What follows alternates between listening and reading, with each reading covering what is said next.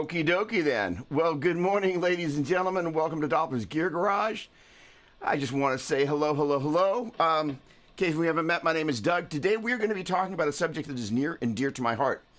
String gauges and action. It's actually kind of a boomerang on a question that my dear friend Chris Alexander sent through via text a couple of weeks ago. And it's something that over the past week I've spent an awful lot of time kind of hanging out with. Got a slightly new string change going on this guitar, so if it's shifting and drifting just a little bit, that'll happen. My low E string, I knew it was out there just a little tiny bit.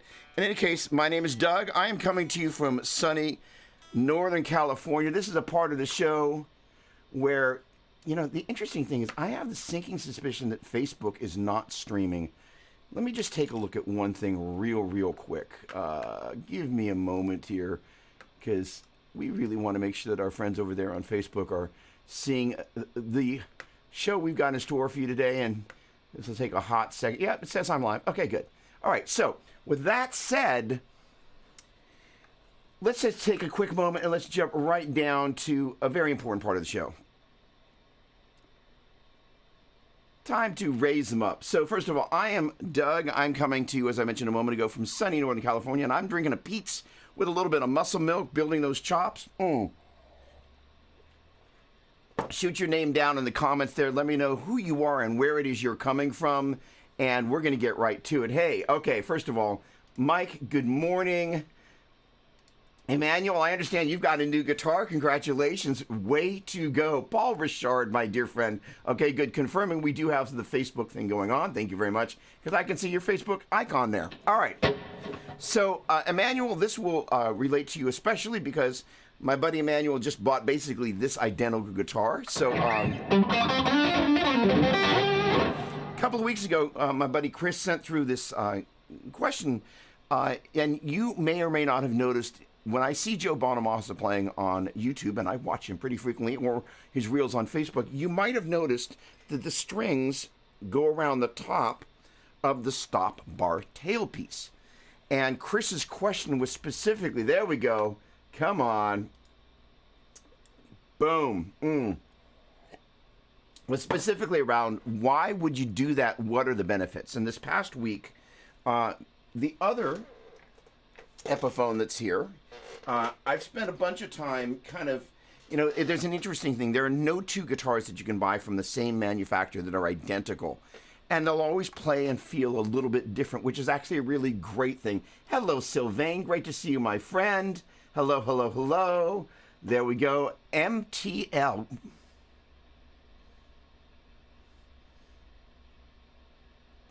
All right, let me know what MTL is. I'm not quite sharp enough to get it. Imagine that, drinking sweet tea down there in the South. So here's the deal. Basically, I have been armed with these screwdrivers, and I've been going back and forth and back and forth. And the deal is that I'm fortunate enough to have a guy named Gary Brower who works on my guitars. And as of late, I've been really kind of falling back in love with the Les Paul, even though this is an Epiphone guitar, which is, you know, it's a $600 guitar, and I just seriously.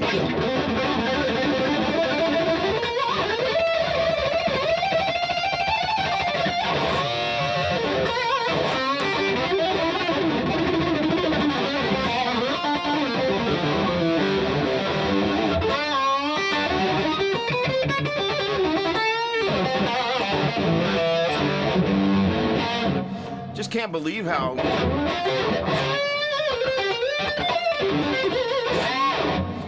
much I love this guitar and its sister over there. At least I think it's its sister. I don't know. All that to say, the action is such an integral part of this. So I've spent an incredible amount of time this week really working on my technique. And so there are things that begin to make themselves really apparent about the height of your action as you begin to try different types of things. Now, it seems slightly obvious, but the deal is when you're sitting there at 80 BPM,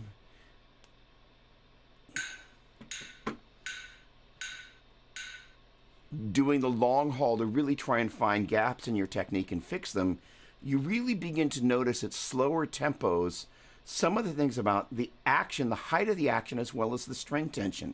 And that's where these two adjustments really come in, and per Chris's question, bringing the strings around the top. And this holds true of any type of a guitar, whether it's,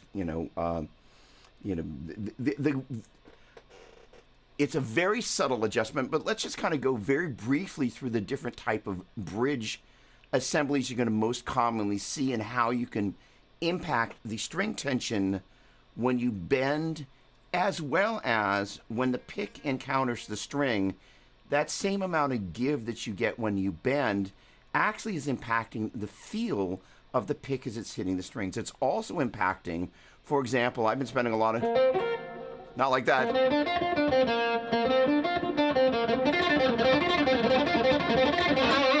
working on that pinky.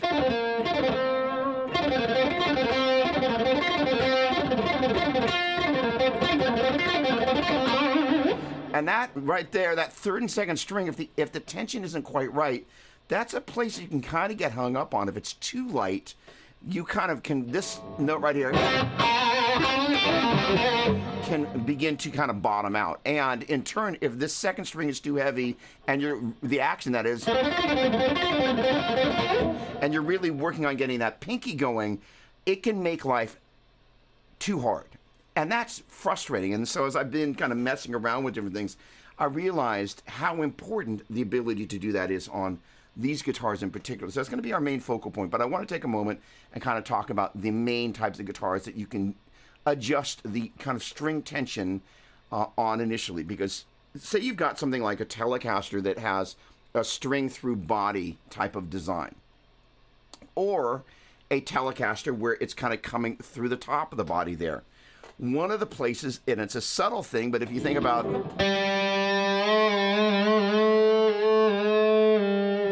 the action as it relates to when you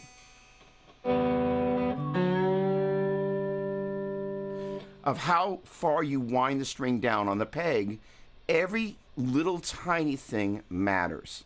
And when it comes to string tension and playing, the things that you can feel with the pick, those little tiny little bits of adjustment really matter.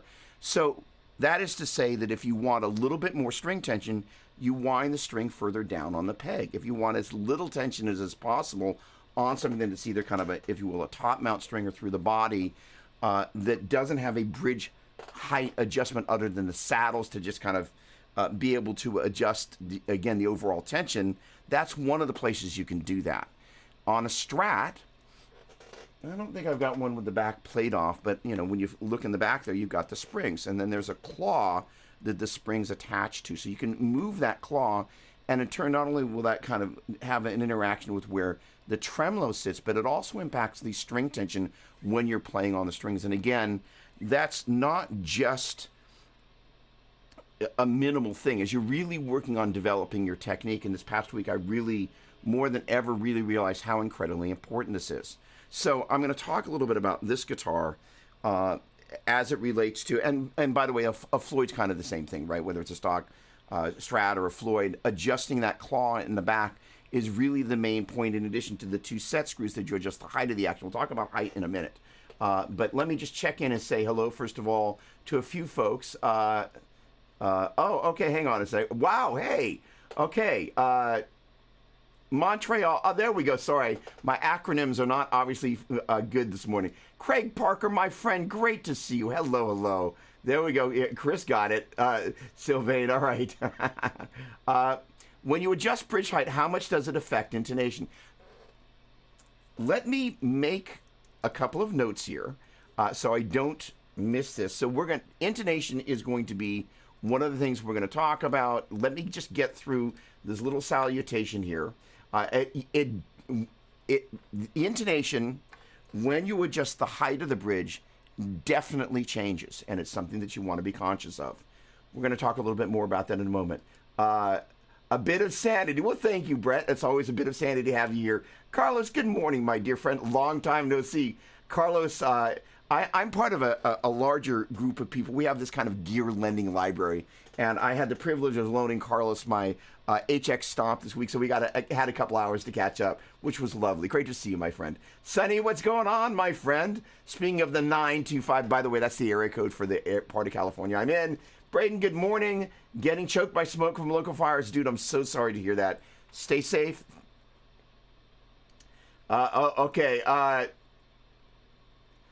So as Craig pointed out, there are all these other things that matter. Hello, Digital Viper. What's going on? Wes, hello, hello, hello. Okay. So the Focus Fox is here. I've caught up saying my salutations. So here's the thing, is that one of the things that I've been really, really trying to do is get my left and right hand coordination much better. And in coming weeks, we're going to be drilling down deeper on that. I made a promise to myself that I wasn't going to kind of give it away yet. But part of what's going to happen, I can say you this part. Tentatively, I'm going to call it Saturday Shred. And what's going to happen is I'll have a video that's ready to go that on Saturday is just going to drop on Instagram and on Facebook and as a YouTube short. But we'll also unpack that here because the idea is I've been watching a lot of these little YouTube reels. We're going to get back to this intonation and tension thing here in just a moment.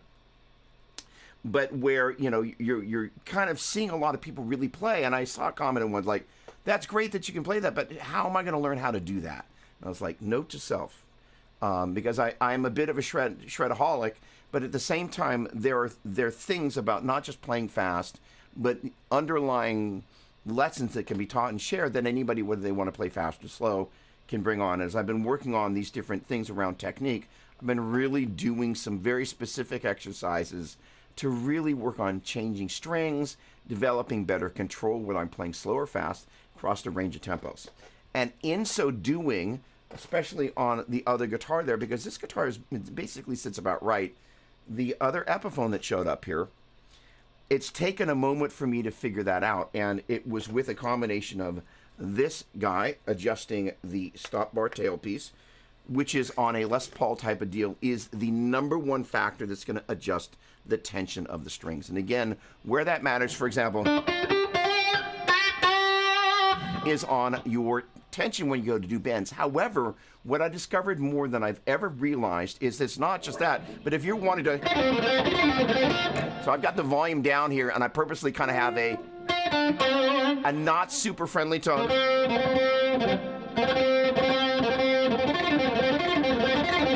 The kind that kind of gives you enough extra with the pick that you can kind of go, oh, there's a little bit other stuff going on there. So the idea is making it a little bit harder sometimes than just having the gain on. You can kind of get away with a little bit more. The sound has a tendency to compress. We're here.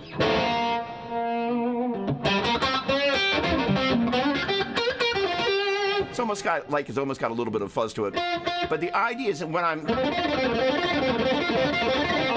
as I was working out there, I was like, darn, when the tension's too high, my pinky just can't do it. And so I was like, okay, well, then I started adjusting things. And so it's a combination of working with, come on, get up over there, you little doggy. You. There. The idea of adjusting this guy a little higher if you want less string tension, and adjusting this guy so you can adjust the height of the string as it relates to the fingerboard. And so messing with both of those parameters is it's a balancing act that, first of all, generally speaking, I start off with a quarter of a turn in whatever direction I'm going to move. I have this little guy right here, which is the one that is great for the bridge there. And so, but once I start to get closer to the zone, I'll actually go to an eighth of a turn. Such that one of the frustrating things is to go too far or, in one direction or the other. And you begin to kind of find that place where you can maybe get the action a little tiny bit higher by setting the bridge a little bit higher, but by raising up the stop bar tailpiece, you reduce the tension on the string when you use vibrato and what I'm going to call pick tension. And I've never really experienced it like this. But in particular, as I was kind of fine-tuned, I was realized, hey, you know what? That pick tension, when it's just working on your picking technique, is a really, really big deal. So one of the things I want to talk about is gauge, because that brings into it the idea of you're definitely going to have to adjust your intonation, as my dear friend Mike Rand pointed out. So just in case you don't know, and I mentioned this to somebody the other day that I was surprised that they didn't know that.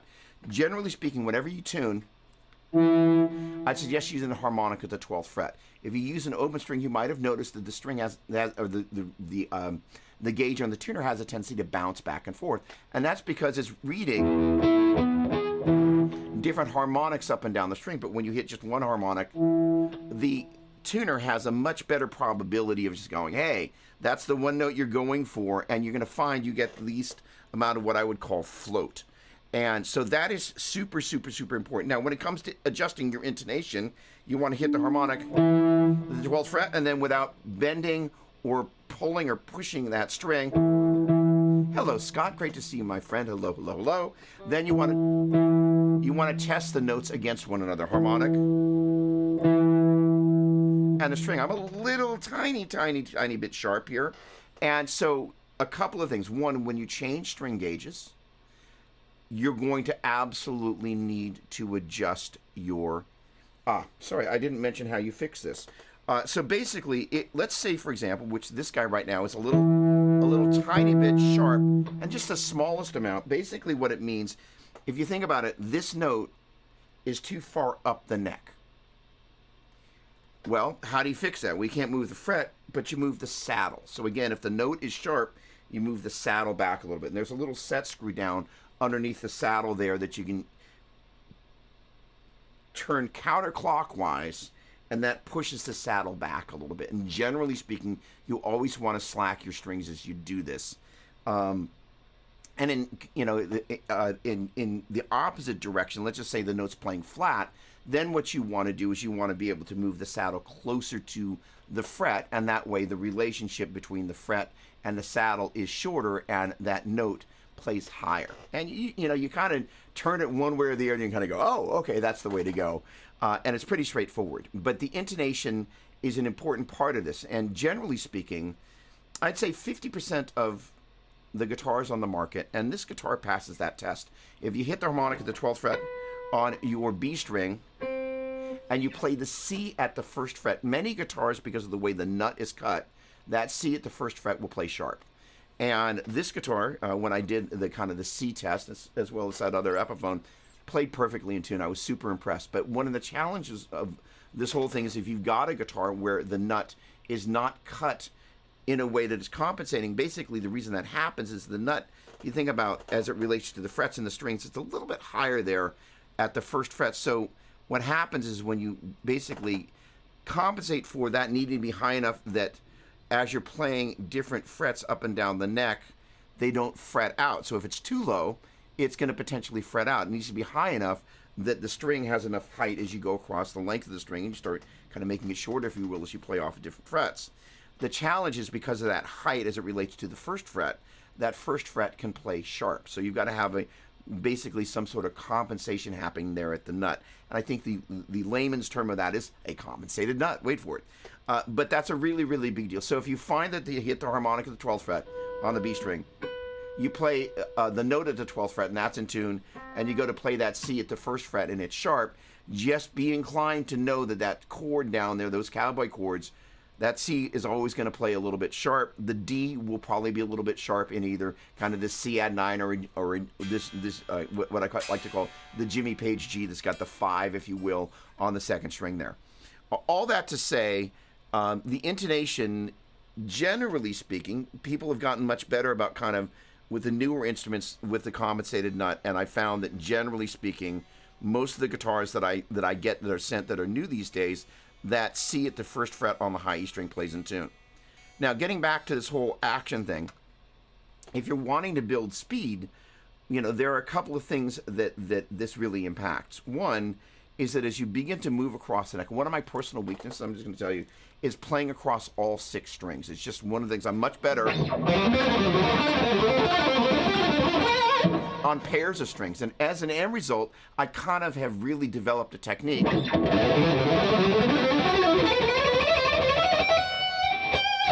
that really focuses around pairs of strings rather than ranges of strings. So as I've been playing across the range of strings, that's why I really discovered, like, oh, that tension on the 2nd string is a really big thing. And if it's too high, I find my pinky just can't hang. And if it's too low, especially when you start getting at a faster rate of speed, you can begin to start to fret out. So I encourage you to grab your guitar and kind of try a couple of tests like that and see what works. A stupid easy test.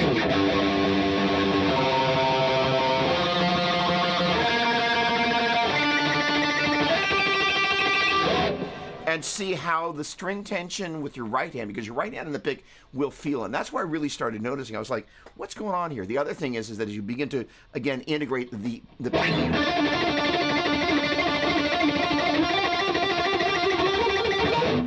feelings like, "Oh, is the pinky having too hard a time just kind of coping?" And it's an interesting thing. But if you think about the tension of bending a string, that same tension is present when you fret a string. And if you're trying to really develop speed or just develop better control, that tension actually really matters. So generally speaking, in terms of suggested string gauges, on a Les Paul, I'm a 10 through 46 kind of player. I find that generally speaking, that's what the Gibson scale instruments have a tendency to ship with.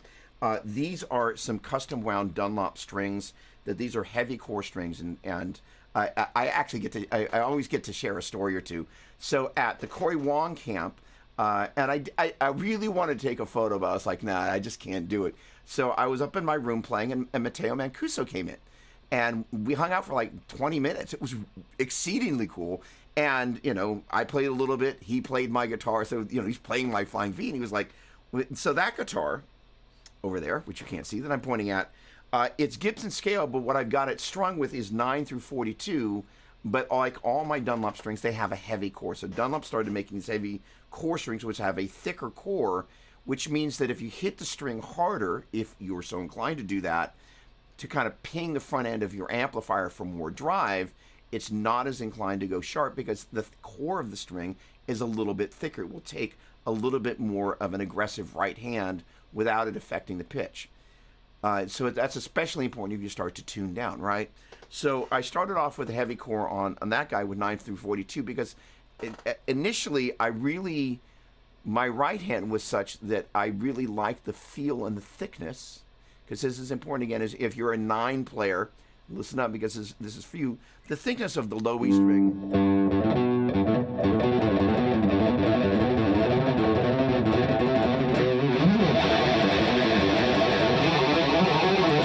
As you're down on the bottom 2 strings, you can really feel as you're just working those 2 strings.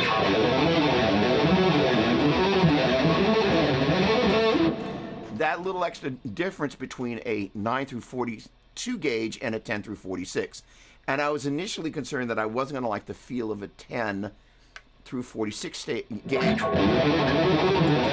the bottom strings. But these guitars, this one and the other Epiphone there, came with those stock, and I'm like, I've really kind of fallen in love with that. However, when I pick up that guitar, because it's got the 9 through 42 heavy core, it still feels more like a set of 10s. And that's actually the thing that Matteo said. He said, wow, it really feels like 10s. And he's a guy that, again, plays with his fingers. So the tension of the strings is a really, really, really big deal.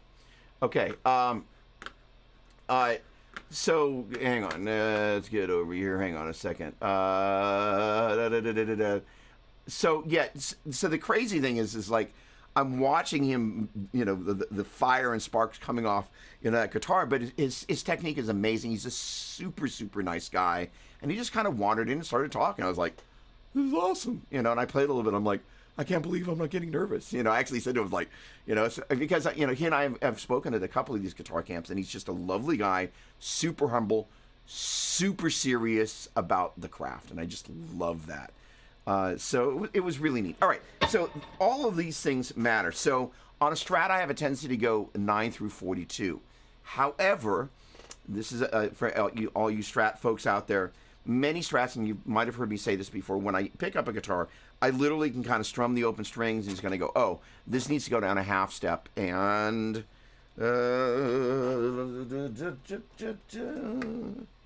yep, here we go again. The pink guitar, Chris Alexander, this is just for you, my buddy. Pink guitar coming. All right, so this is kind of a classic example, and I got to switch ends of the cable here and not break anything in the process. Okay, you. I want you. All right, So the deal is, and so if you're going to tune down a Strat, and again, these are just suggestions on starting places, but generally speaking, after decades of doing this, on a Strat, I start off at 9 through 42, and then if I go down a half step,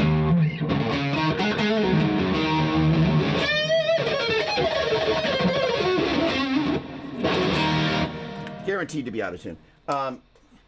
So the idea is, come on. So let's talk about what I'm going to do here. I'm going to depress the bar. I'm going to pull these guys like this, and that's generally how I like to leave this guy, but it definitely, a guitar that kind of sits on its own will have a tendency to kind of pull itself out of tune for no particular good reason, other than, I don't know, maybe, you know, the guitarists play each other in the middle of the night when I'm not looking. All right, that was a joke, of course. But the idea is you're looking for...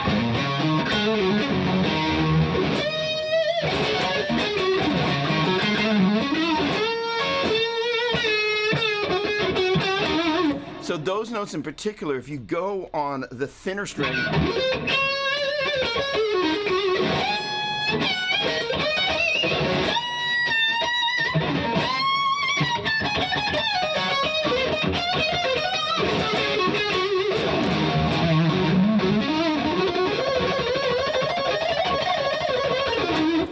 that's where if you switch down a half step and you keep with the 942s, you're going to find the guitar just kind of, it bottoms out.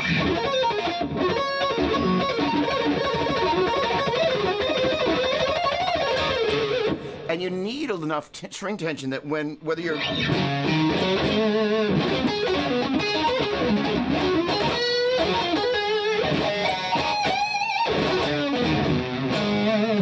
digging in on kind of a blues thing or something more shreddy, the string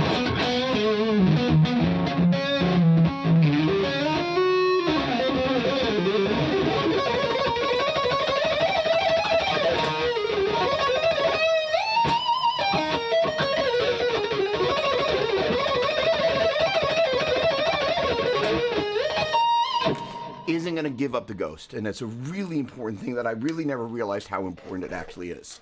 Okay, let's take a look here. Glad you're going over this. I'm a Gibson guy. Awesome, awesome, George. So do me a favor, please, please, please, if you have any specific questions, bring it on. So part of this thing is, let me just, just reiterate. Hang on a second. My Strats are running 10 through 46. Anything lighter just doesn't fight back enough. And that fighting back thing, I'm just gonna kind of stay in the comments for a minute. Part of a thing about a Strat, Griffin, what's going on?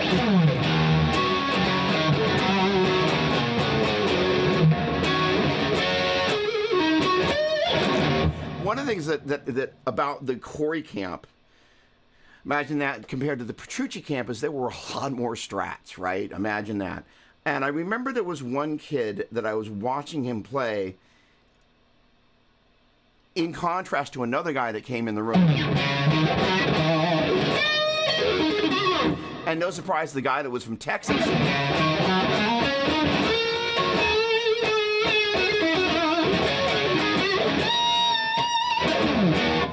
dug in on the strings. There was a great example of what I was talking about before.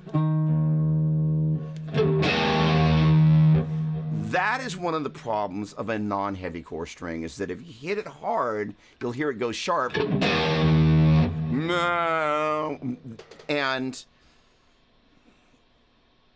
well, okay, fine. So there was a period of time, Ottman, Stu Ham, and I had a band. In fact, there is a track on New Instrumental, that, by the way, is on Spotify,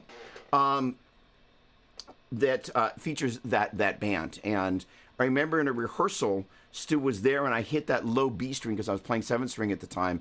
And Stu just kind of afterwards is like, can you not hit that so hard?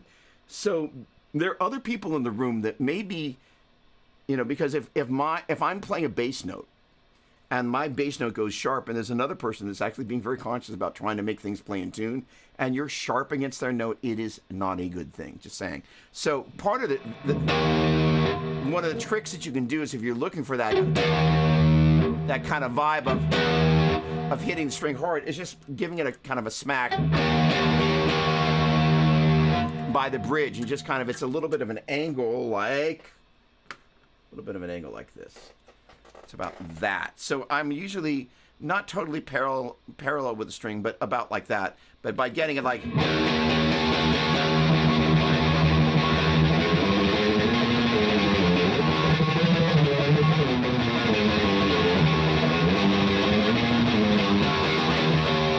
I've never actually attempted to play Dick Dale. Not that was obviously note for note, but in any case, the point being that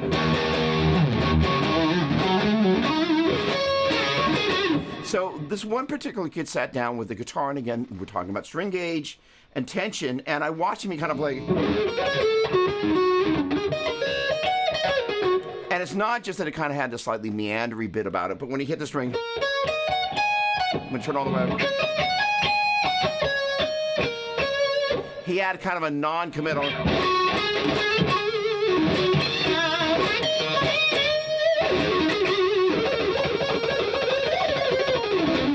And that.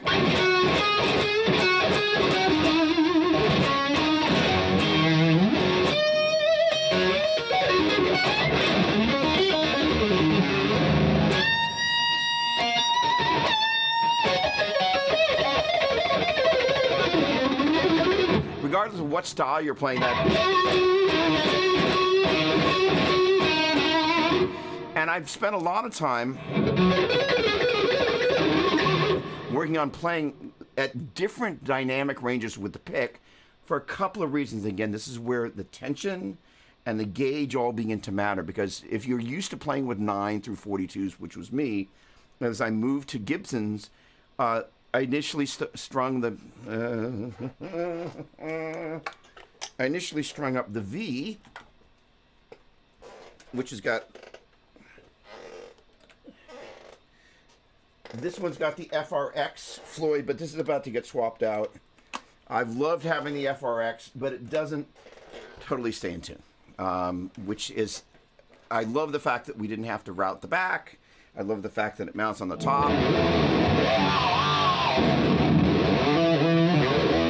I love that I can do that on a Gibson, but it does not stay in tune 100% of the time, which is a little bit of a problem. Being in tune is an important thing. In any case, the idea here is this guitar is kind of half Gibson and half Super Strat, but the tension on this guitar is set with this spring right here. So we did spend some time, and there's I think it's a 3mm Allen wrench that fits in there, but that adjusts not only the tension of the tremolo, as I recall. Yeah, you can see, hang on, you can see this guy moving right, this guy right there. But it also impacts the tension of when you're moving the strings. So that is to say, if you've got a guitar with a tremolo, it's not just the tremolo that's impacted by, you know, where the claw is set, or in this particular case where that spring is set, but it also impacts, again, what's happening as you're playing.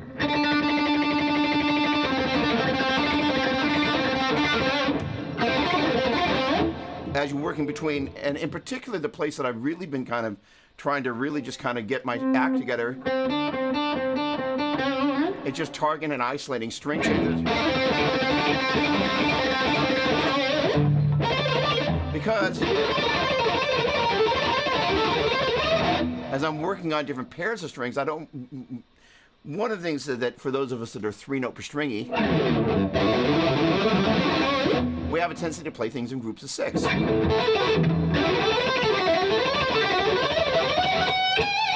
Which is great, which is one of the great things about the guitar. Is I've been working on the pentatonic course. One of the things I've been working on is this balance between intervals, that is to say the sound of the scale broken down by the distance between the notes, scale degree numbers, as well as note names, and kind of figuring out how to find that perfect blend so you really kind of, all these things, you're thinking about these things. And one of the other things I've been thinking about is something I affectionately call note splay.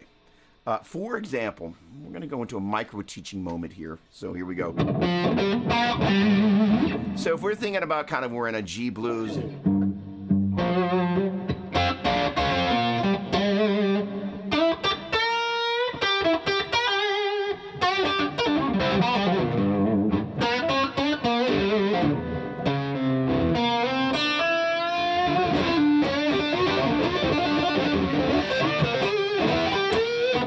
the idea. So if I go, that is an F, G, B flat, G. So notes play, basically, if you think about this string here, we got 2 and 1. But then we can bring it up to the next string, next pattern. So this is pattern number 1, 2 on the 4th, 1 on 3rd. Then we move up to pattern number 2, it's 1 on the 5th and 2 on the 4th. Then we move it up to pattern number 3, it's 2 on the 5th and 1 on the 4th. And then we move it up to pattern number 4, it's 1 on the 6th and 2 on the 4th. And we move it to pattern number 5, it's 2 on the 6th and 1 on the 5th. So what the heck does this have to do with string tension? Everything. So getting back to the really nice kid at the guitar camp who kind of played mainly out of pattern number 1. And it kind of sounded like that. One of the other things that I kind of got him doing, in addition to that,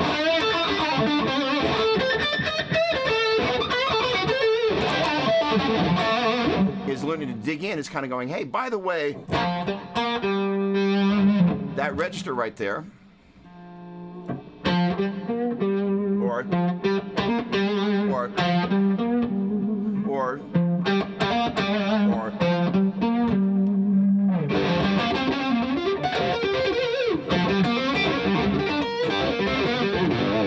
those different registers. Let me move to the bridge pickup.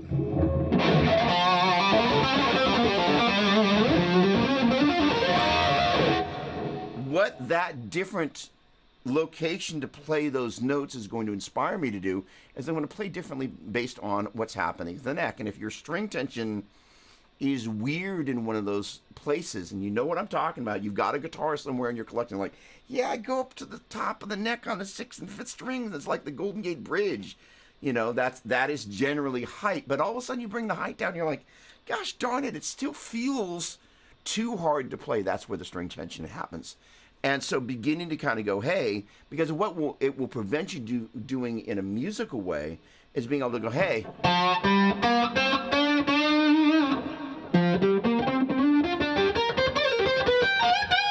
is you will start avoiding areas in the neck because they're just really unfriendly to play. And my kind of whole mission is like, I paid for all the frets. I actually want to use them, right?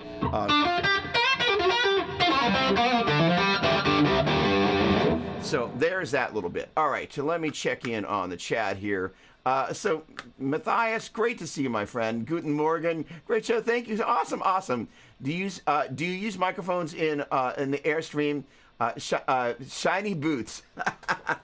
Thank you, my friend. My boots are everything. So, Steve, good morning. Hello. Kareem, great to see you. Hello, hello, hello. I'm going to come back to that mic question in just a moment. The tension depends also on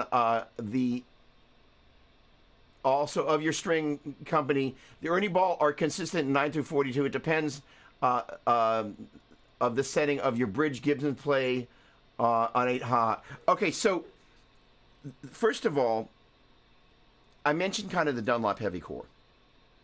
That is to say, compared to the regular Dunlop 9 through 42 or 10 through 46, that heavy core is going to have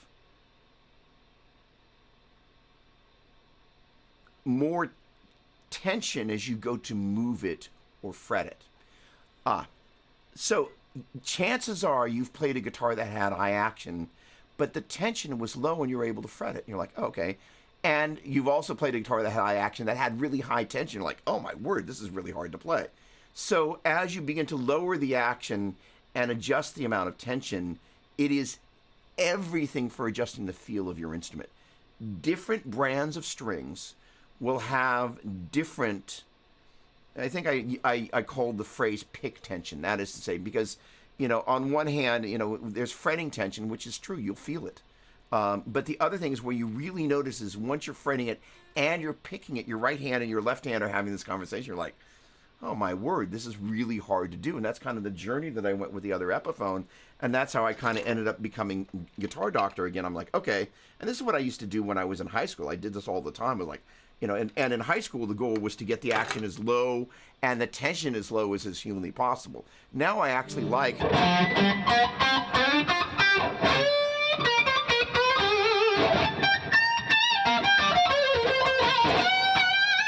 If you don't have some height to those strings, when you hit them...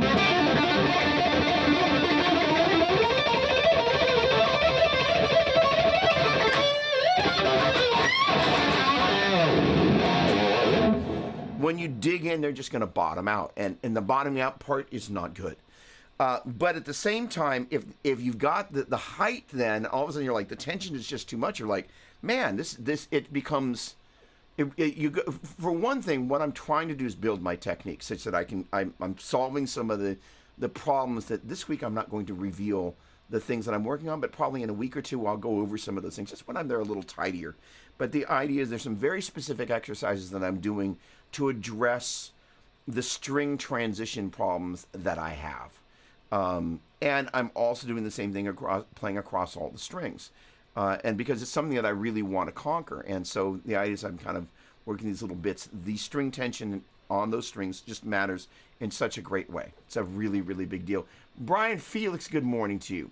All right, you are hearing, Matthias, this overhead. It's when I pull it down, it's a Roswell Mini K 67X, which means it's got a transformer in it. And generally, I hate having a microphone in frame. I find it very off-putting visually. It's become very... I think 10 years, everybody's going to look back and kind of go, what was I thinking? Like this giant thing, right? Think about the last concert photo you took of your favorite guitar player. There's a mic stand, right? You're just like... It would have been the greatest photo if the mic stand hadn't been there. But no, we've decided on the internet, we've got to have the mic in front of us because... It looks cool. It doesn't look cool, in my opinion. So in terms of what I'm playing through, this is, and I hope my friends at Mesa Boogie are not going to be too annoyed with me, but this is, I'm about to start working with a guy and becoming a social media content architect instead of just like, kind of posting yesterday's news. But one of the things that I'm working on that I'm probably going to do is great beginner / practice amps. And so I've got pretty much all of them here. And so I happen to plug in. So this is the Mustang LT50. And gosh darn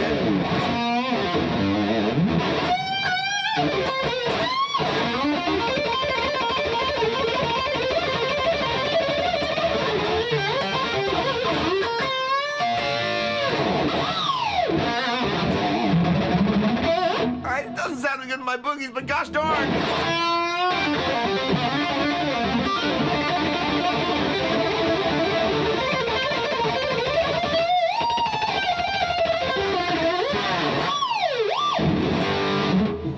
That's a heck of a lot of fun.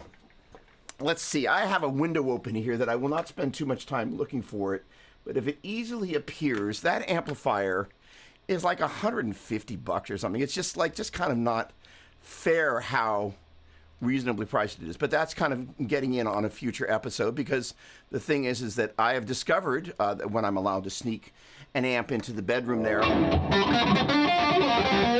was a period of time I've got a where is my dual showman, or no, it's my what are you, Mr. Fender? Where'd you go? It's a Fender. It's a big old Fender with reverb. It's a Bandmaster reverb with a 212 cabinet, big tall cabinet. But that lived in the bedroom for a minute, but then it got ejected. So the point being is that a great practice. I mean, literally, I'm coming direct out of the back of this thing. I've got a little balanced 1/4-inch cable. We talked a little bit about microphone cables last week. It's a balanced TRS 1/4-inch to 1/4-inch cable, and I love it. I caught one of those insane price items. Musician's friend got 10 packs of GHS boomers. Haven't tried them in years, but at $3 a set, I had to do it. So okay. So let's have this next conversation. Reliability. So I first of all, I'm a former GHS endorser. So there was a period of time before I went back to GHS, and now I'm a Dunlop endorser. That I bought a box of strings from GHS, and they failed. I kept breaking D strings, and it wasn't the guitar; it was the strings. And I'm like, okay, because for me, I don't want to be in a situation when I go to play live or do something to do or be on a live stream where, because of consistency issues, there's going to be a failure. So at that point, I stopped using them. And I think I went back to D'Addario at that point. And then later, that relationship with GHS became a professional one, and I became an endorser, which was great. And then, for whatever reason, I think my buddy Brian at Dunlop just kind of went, I was like, hey, try some of these. And I fell in love with the concept of the heavy core. Yeah. Hey, Steve, what's going on, my man? Hold on a second. I'm getting out of order here. Hang on a second. But in any case, first of all, what's great about kind of one of those insane deals, and $3 for a pack of strings, dude, way to go. I celebrate that. Boom. Hold on. So hopefully you're going to go, hey, I love these, and it's a great way to kind of try something different. And as much as I am kind of like, I get in my lane and I use the same thing over and over, it's not sometimes until you try something different, you kind of go, oh, I really like that. And if you don't try something different, you won't know. The other thing that I like to do while we're on the subject of strings is one of the great things about Sweetwater is they will tell you the gauge of the strings that came on a particular instrument. And what it means that, like if you're in Fender world, you go out and buy the Fender strings that are of whatever gauge, and you're going to be able to match the strings that came on the instrument. Generally speaking, that instrument was designed around that gauge and sound of strings, as well as this point of the string tension of again, if you play a GHS string, it's going to have a certain tension on the bass strings. If you play a D'Addario, it's going to have a certain tension on the bass strings. If you play an Ernie Ball, wait for it, super slinky, it has a certain type of feel that I guess we can use that term officially, slinkiness. What's the slinkiness of the string? And as much as we think about the slinkiness,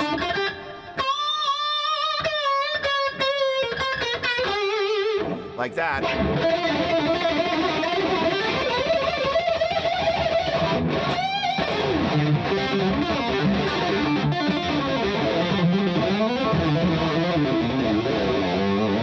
the ability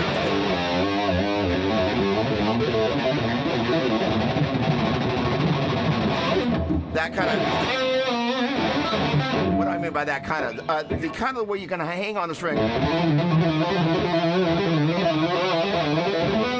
Oh, that, what was that? D, C, B flat.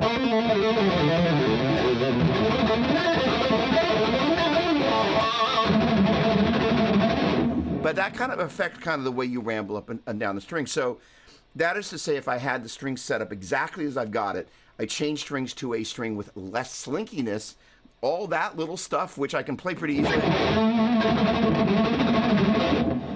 becomes much more difficult. So that's what I got to say about that. Good morning, Rick. Great to see you. Always a pleasure making fine and great instruments. Great to see you. Thank you for tuning in. Edward, if you can't find your amp because you have too many, you may have too many.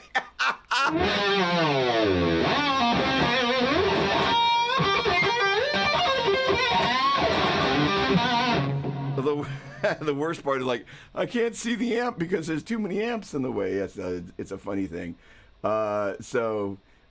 Steve, always a pleasure, my friend. Great to see you. Hello, hello, hello. All right, brutal. All right, all important is the jack also. So, all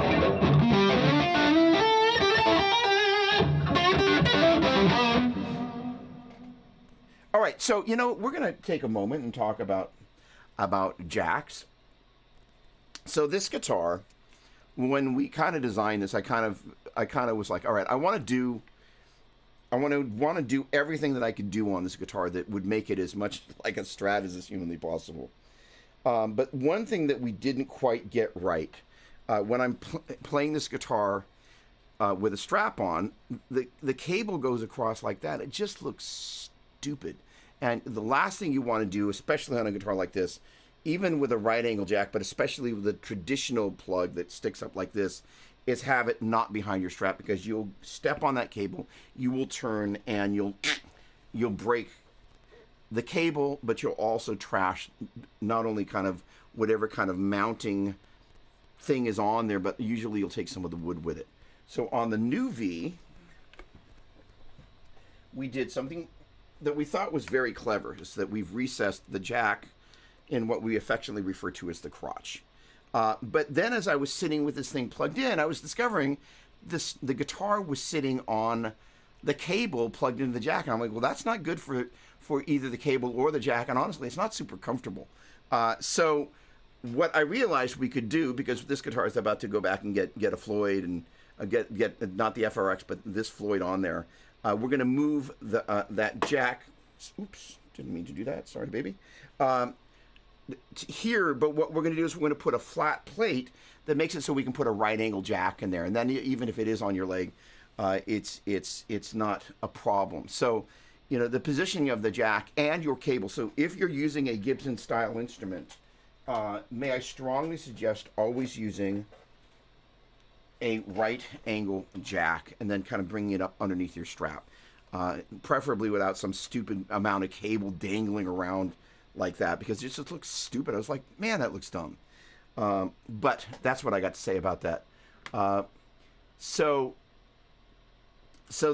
the Floyd that's on there is kind of their kind of top of the line Floyd Rose thing that Gary put on there, and I'm getting basically the same thing on this.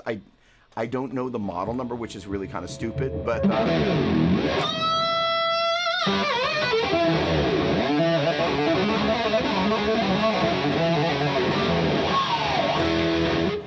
it is what it is.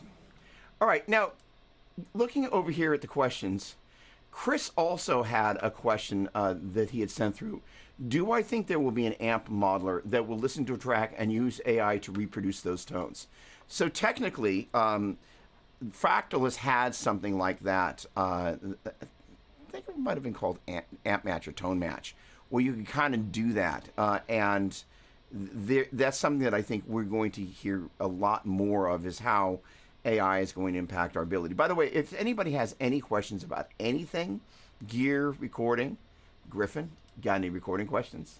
Bring them. As a matter of fact, I'm going to take a quick left-hand turn, and I'm also going to talk about recording because it's all related. You know, sooner than later, the Tonex guys at this point are probably the cheapest doorway.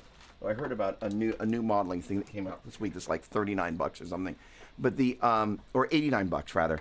But the thing is that, you know, for those of us have an amp that we would love to stick in a little tiny box and be able to take with us anywhere, that ability to do that is happening. So it's the reality is that there are a number of devices,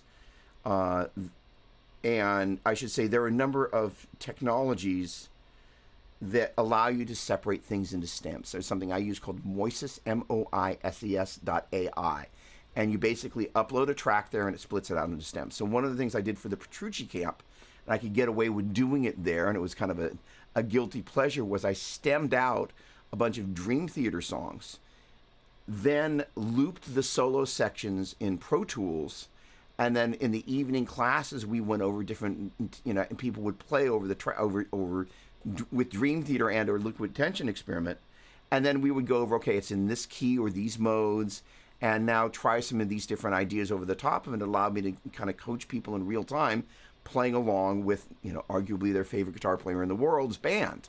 And so the ability to stem stuff out means a couple of different things. It means that one is you can turn off the guitar player, or conversely, you can turn everything else off. And it also means, too, that the technology has gotten to the point where it can sense specific types of sounds within the framework out of them and split them and split them apart. One would go so far as to say, well, if it can split them apart, then it doesn't have to split them apart to be able to sense what that is, to be able to reproduce that sound. So I think we're very, very close to the kind of the next generation of stuff, is you're going to be able to play Van Halen 1. And this is where some of the nuance comes in, is that there's the tone generation, and then there's the effects generation, which gently gets us into two other subjects here, which is this kind of recording. One of the things that I've downloaded, and it's not working properly on any of my machines yet, in Photoshop. Albert, hey, hang on a second. Wait, hold on. There we go. Hold on a second here. Mark, what's going on? Great to see you. Hello, hello, hello, hello. You could pull a grad yellows and put a wireless transmitter inside. I think Neil was the first one to do that. Neil Sean, that is. But yes, I don't currently play wireless, but that may change maybe in the next year. It seems all the talk for the Tonex EVH pack died down quickly. The amps in it sound great. They do. I've got the new one. I haven't had a chance to go there yet, but one of the videos that's on the horizon is the new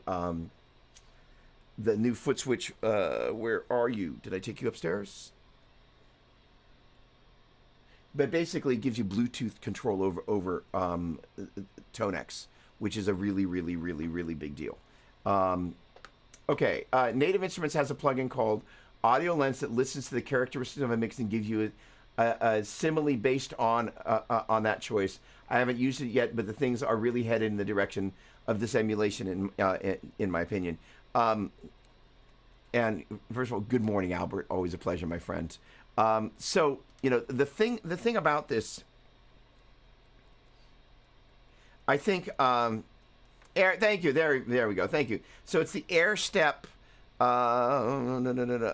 Which model is it? It's the Air Step.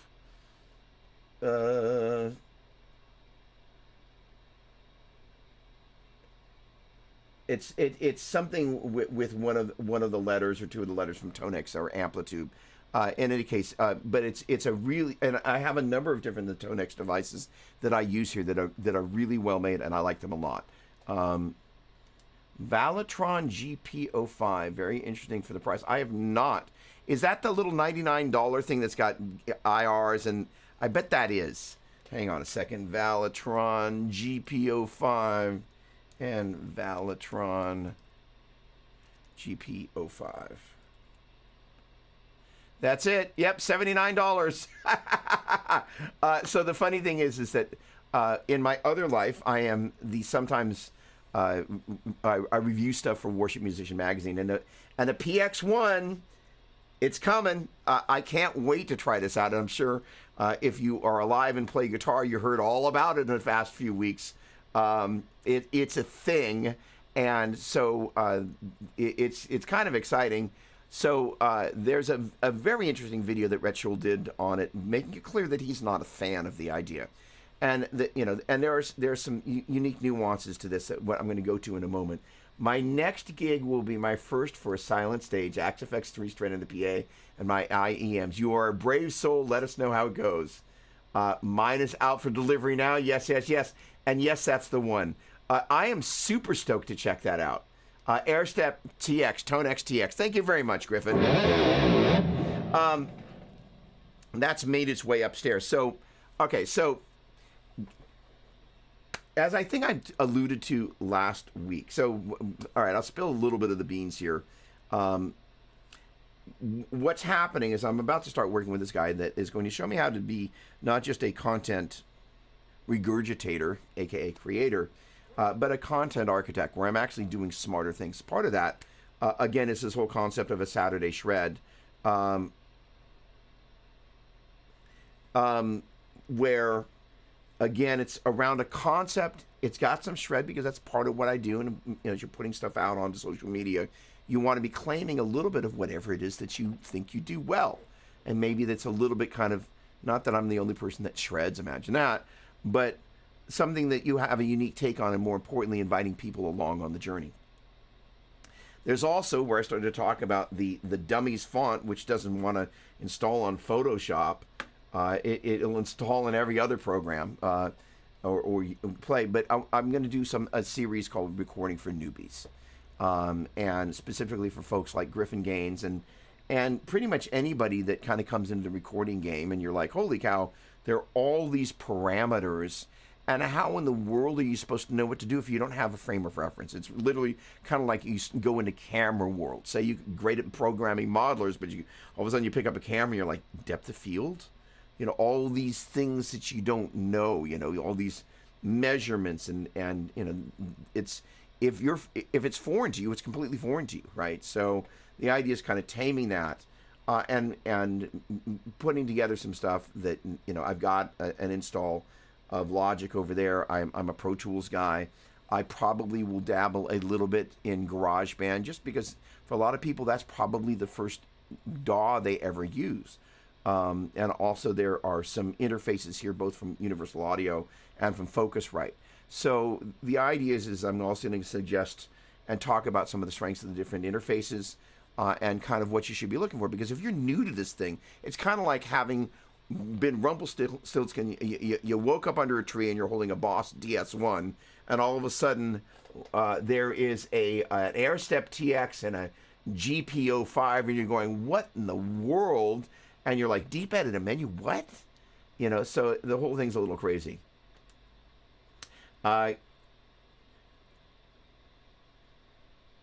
So the funny thing is this an amp? Maybe? Is it a modeler?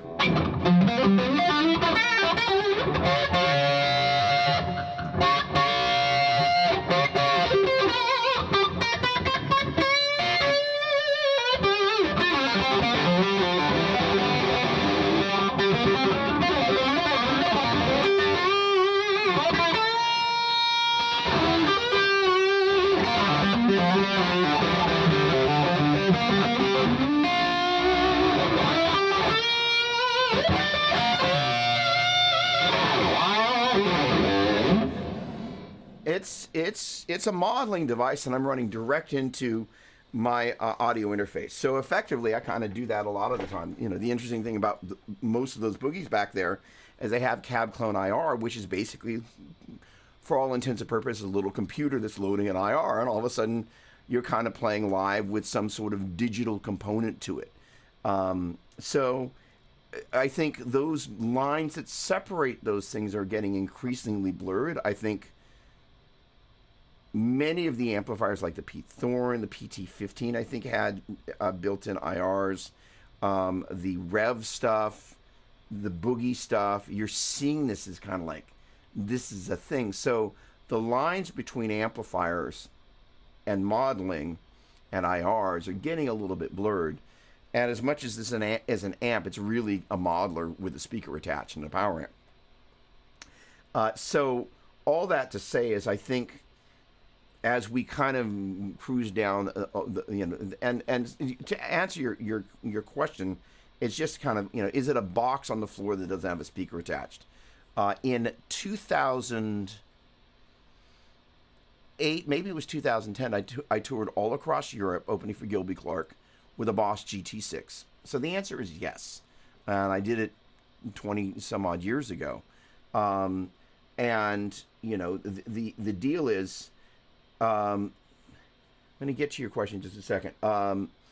The one thing that I did, though, was I would come out of the output of the GT6, have it set up, because you could set the different output settings for different types of things that you're going to potentially run into a PA, the loop of a combo or a stack, and I don't remember the exact setting I would use, but I would run into the power amp in of whatever.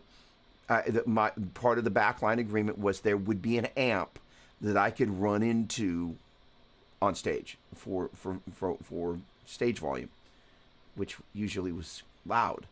Now that said, and this is something to keep in mind if you ever do this, it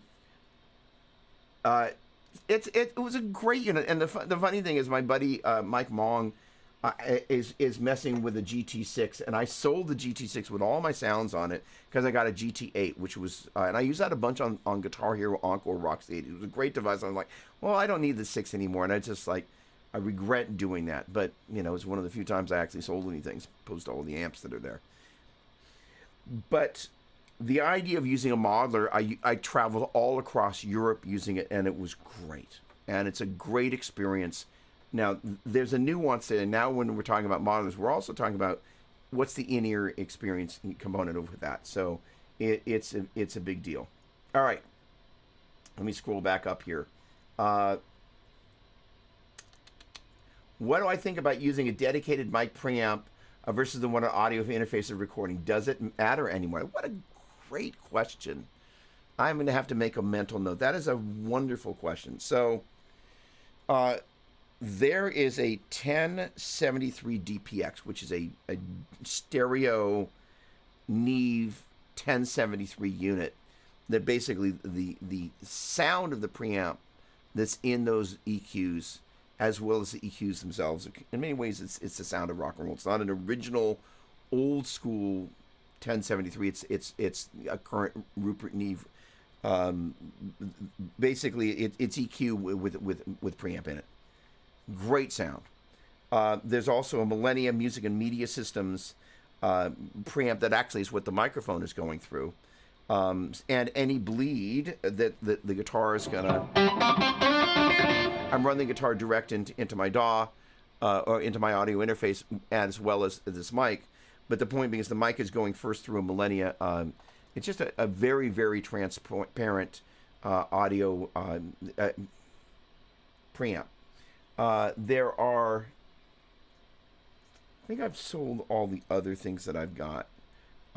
But the reality is that there was a video that I did for something way back in the day for Sweetwater. I had dreamed up this idea called Guitars and Gear Live, and basically a company that I started called Gear Tunes, Premier Guitar and Sweetwater partnered on this concept where we would reach out to a bunch of different manufacturers at NAMM, get their new releases at NAMM, and then the week after at NAMM, we would do this live stream from Sweetwater, and we would basically demo all this gear. And part of that included some pre-recorded stuff that I recorded here. And a number of the things that I recorded utilized the mic pre's on my 003, which is several generations back from today in terms of an audio interface and the mic preamps, and they sounded great. So here's the reality. I think everything that you put in between you and a speaker matters. I think each one of these pieces of gear has its own little piece of that reality. Part of it is the psychology of kind of going, oh, I'm running through that. If you're excited about that, and it does a particular thing, getting it to do that thing in a noticeable way in the track matters. But the reality is if you plug in and you're not using a fancy preamp and you're just running to the preamps on that are really, really, really great preamps on even the inexpensive Focusrites and the lower tier Universal Audio stuff, they all sound great. So if it sounds great, it sounds great. So the audiophiles out there, many of whom have more opinion than great sounds. Did I say that? They get distracted. It's kind of I don't want to beat up on the gear page, but sometimes when there's more attitude than experience, it's a little off-putting. Did I say that? I did. For me, at least, that modelers still don't quite sound like real amps. They've gotten better, but they're still an uncanny valley effect to a lot of them. So the funny thing is Robot Shlomo. I love that. So first of all, I think they've gotten really close.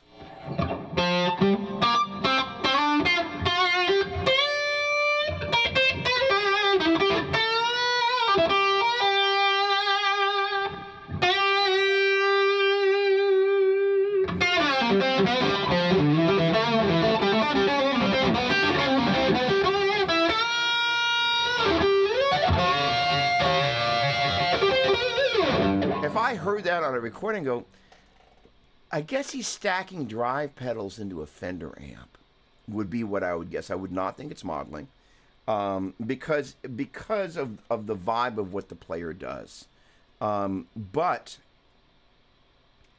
there is something very, very unique about plugging into a tube amp, about the way, kind of getting back to that string gauge and all of that stuff, about the way that it interacts with you that is unlike anything else.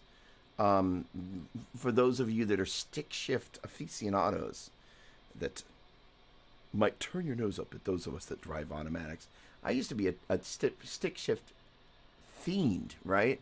And there's nothing quite like driving a stick shift, but there's nothing quite like being in traffic, just sitting there like this and not having to deal with your clutch, right? So if one were to make the strange analogy between stick shift and automatic and amps and modelers, the convenience in traffic is great. But if you take a look around me, I'm a tube amp guy. But at the same time, I love the fact that this little GT, or this LT50.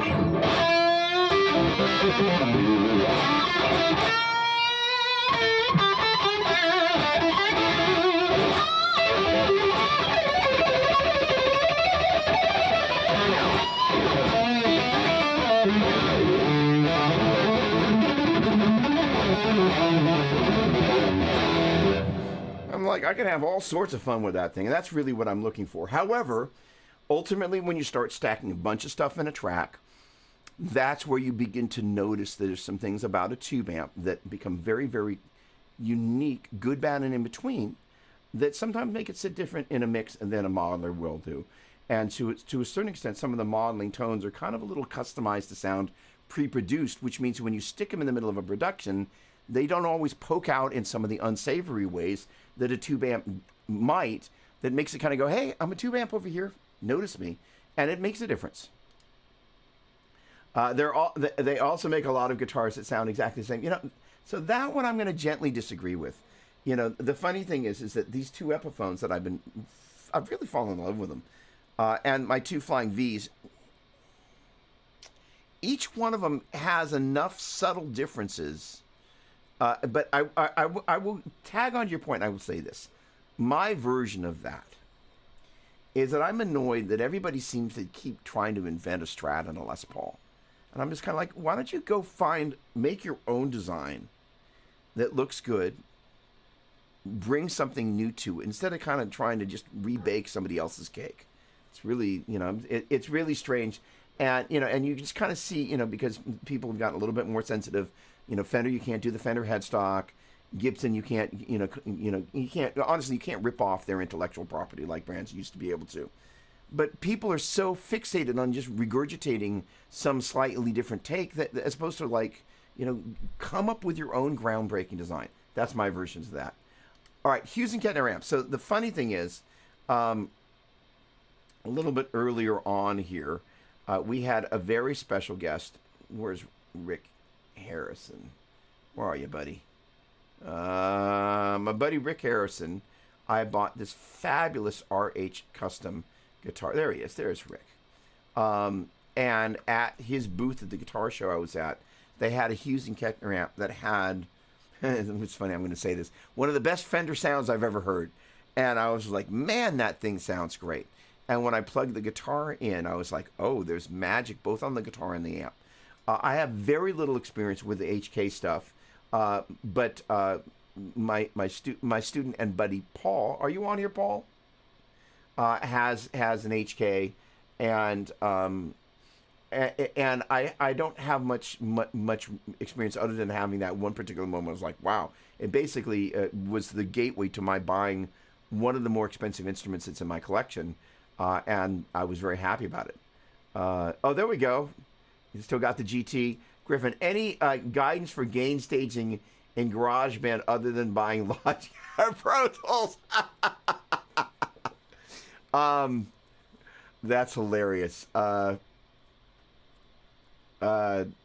First of all, good morning, David. Welcome aboard.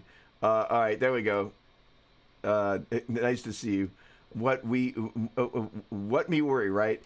Paul Richard, hello, my friend. Still have it, and we'll be selling it maybe. The funny thing is I think it's been getting a lot of dust. So Paul has a nice growing collection of amps, actually. You can actually see them, though. Mine, I've kind of gotten hidden in my tears. Hold on a second. And Brett, what I love about Brett is, first of all, he is highly educated. It has no shortage of opinion, but unlike some of the folks that on the gear page who I just kind of kicked a little sand on, he's a great player, and he's got a lot of practical experience to back all these things up. All right, yeah, you said a mouthful right there. It's all part of finding your voice on your instrument. If the tone is a large part, your tone is a large part for real. Rebaking someone else's cake is a great way to put it. So this is an interesting thing. So let me not be my gear page self. But also, the funny thing is, Brett, what was it that you were? Oh, right. Brett is not a fan of Spotify, and first of all, there are lots of reasons why you may or may not be a fan of Spotify. The artists get paid shockingly small amounts of money for an awful lot of work and money spent for something that goes into producing that Spotify, makes rather the lion's share of that money. So for those reasons, but the other thing is for those of us that are desperately trying to get a career off the ground, or higher off the ground or whatever, and I don't want to sound ungrateful for the opportunities that I have and have had. Spotify is a really powerful vehicle, if you will, a window to the world. And I need a couple windows to the world right now with what I'm trying to do. All that to say, we've had this conversation about tribute bands. And there are some folks on here that actually play in tribute bands, or friends of mine. And, so let me be clear, I'm not a tribute band shaming, because first of all, I think there's nothing like the experience of playing in a band, playing other people's material, criminally low rate per play. Hello, Pooh Ninja. That will be my best laugh of the day. That, by the way, would be classified as a belly laugh right there. And I'm the brunt of that joke. So how about that?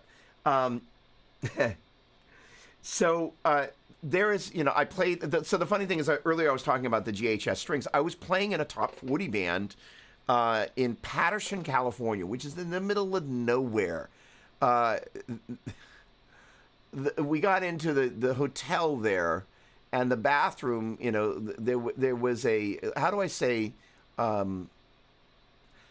there was an abundance of non-Caucasoid hairs on the floor of the bathroom. When I got in there, I was like, they didn't do a very good job of cleaning this place. It was just one of those experiences that you just kind of got to go through. But playing all those songs, I really learned a lot about arrangements and song and playing in a band. An incredibly valuable part of my experience. So this is kind of the strange thing. It's just like we're in a time. So there's a venue that I played at in Los Angeles. I'm not going to mention the name. That I played there, and there was a how do I do this? There was a version of one of my bands with kind of the latest incarnation of stuff, where just one of the band members didn't end up working out. And so and it ended up kind of making things difficult for me, because you're out there trying to do your craft, and there's just it's just when there's internal stuff happening, it makes it really much more difficult to do the external stuff. I literally got yelled at in the middle of a sound check by one of my teammates. And my buddy Larry Mitchell was there, and kind of, we had a little, a sidebar about it afterwards. And it's just kind of watching what happens, because you're out there really trying to go out and give your heart to the world and bring your best. And when all this, sideshow stuff is happening, it makes it much, much more difficult. So when I went back to play this venue, I played there opening. Somebody mentioned Neely Brosh. I got a chance to open for Neely Brosh.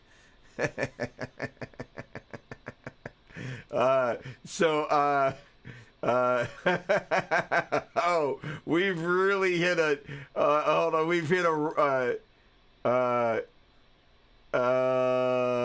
hold on a second. Okay, I got there's a bunch of this is great. So we're digging in, which I love this. So I opened for Neely, and I did it with tracks. And and I went to book a show at that venue again, and I got an email saying, "Well, is it going to be with Trax? Because if it's with Trax, they don't want to book you." And the irony is that there are all these tribute bands that play this place, like, and the majority of the bands now that play there are all tribute bands. And I'm like, so an original artist that's playing with Trax can't actually get a gig, but if you're a tribute band, you can. I was like, my version of like, things are a little out of kilter. That was a personal moment for me. And again, let me be really clear. Having played in a top 40 band, which is essentially a tribute band, I can appreciate all the things that go along with that. But at the point that, like, oh, well, I can, given all the circumstance going into wanting to go down and play at this particular venue, I was like, just kind of there are sensitivities that you get that sometimes are experiential that may or may not have anything to do with what everybody else in the world is going through, but they're part of the deal. All right. So Danilo, how are you doing, my friend? So one of my great pleasures in life is Bananas at Large, which is a great music store here in the Bay Area. Alan, my dear friend there, owns and runs that store. He called me up one day. He said, "Hey, we got a 58 Flying V. Would you like to come play it?" And I was like, I'll be right over. So I have played an original 58V, and it was awesome. And this is one of those things about, so the funny things, we had this conversation about strings before and a moment of failure. I'll just say it. I had a Zoom little kind of mini 4K recorder that it just failed. The media was fine, but it failed in the recording process, and it was like, the one time of me playing a 58V, and it just decided it was gonna just like throw a hissy fit, and kind of kept stopping and starting and stopping and starting, and just like, so I ended up with nothing usable, which was just infuriating.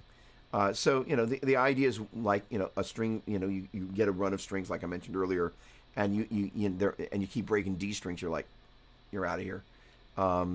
So it's a thing. All right.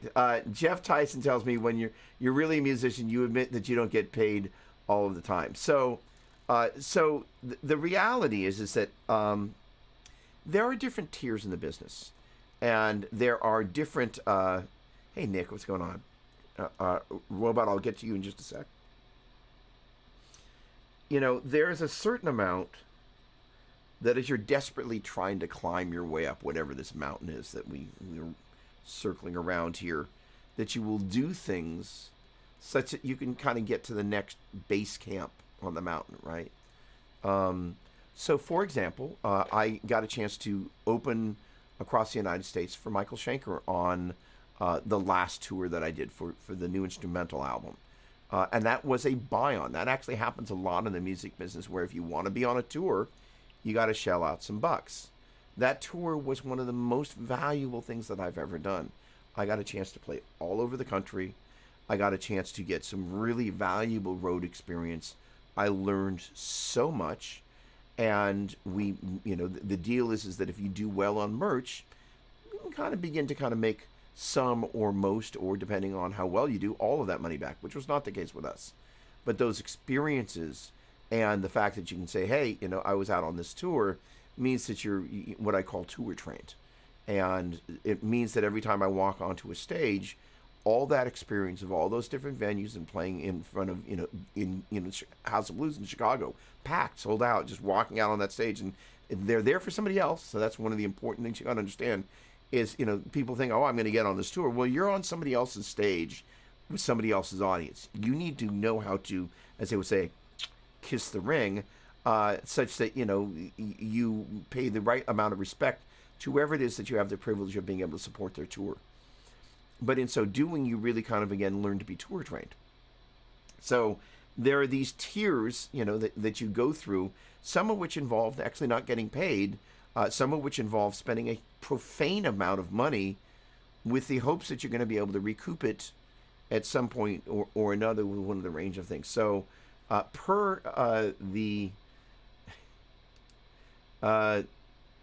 so here's the thing is that I'm gonna say that I do not disagree with the fact that they could probably bump up the compensation markedly.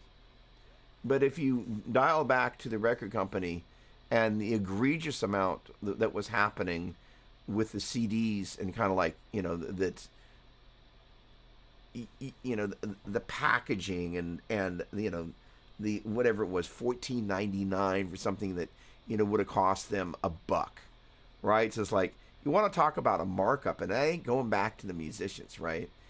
So we've been kind of getting, and the compensation has gotten worse, not better. So and the digitization has made that a thing. However, we also got to keep in mind that if we look back at that, and I'm going to say Lars was right, there was a generation of college kids that were, I'm going to really go there, a bunch of entitled little rich punks who were like, why should I pay for something that I can steal? Screw the artists. I want it for free. So, those people, are all off in their, $1 million houses, with their Mercedes or their Lexus or their, whatever it is that they might be driving. And they were part of a cycle of selfishness on the part of people that basically screwed musicians out of their take-home pay. So that's kind of where we are. So Spotify was just kind of a next version of Apple Music. And, as much as Spotify is the big bad wolf, Apple Music really isn't any better. I haven't actually done the math on what I don't get paid for Apple Music. But, the thing is at least Spotify, there's some sort of a marketing piece where I can actually kind of get involved in some of that and actually have some interaction around that, which I actually appreciate. It's kind of like, the funny thing is if I were to liken it, I'd say it's kind of like MySpace, but for songs. And I really kind of, before I started releasing new music again, I was really kind of not a Spotify user. I was an Apple Music user. And Bruce Willis, before he became infirmed, was incensed about the fact that when he originally bought his songs, he had a license for those songs that he basically got on iTunes. And then they changed the terms of that and basically said, screw you, those aren't actually your songs and you can't pass them on to your kids or whatever. So it's been this kind of degenerative cycle that got us there, that you can kind of look back and kind of look at the benchmarks. And one could argue that there's corporate greed and musician hunger. Those are not really, really good bedfellows when it comes to fighting for musicians' dollar rights. But it's where we are, right? And I hear you, but it's a thing, But the thing is that merch is the place that when you get out on the road, and that's where you can kind of begin to actually make some money. And the thing about Spotify is it's a vehicle for me to gain visibility and build an audience. As of this week, we crossed the line into 8,000 monthly listeners. That's a really, really, really big deal for an instrumental artist trying to make some noise. And we've got a new, and that was on the re-release of the first album. We got a new vocal and a new instrumental album kind of coming. And so having that platform is going to be one of the vehicles that's going to be integral to my getting out and hopefully getting a chance to get out and tour.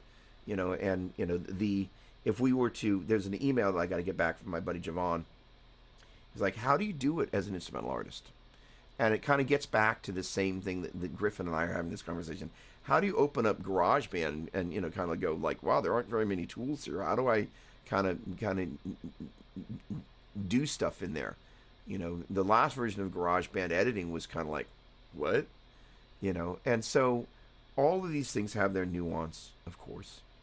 But like being at peace with what you can change and what you can do, and just kind of letting the other stuff, And I, first of all, as a musician, as an artist, appreciate the how incensed some of my brethren are.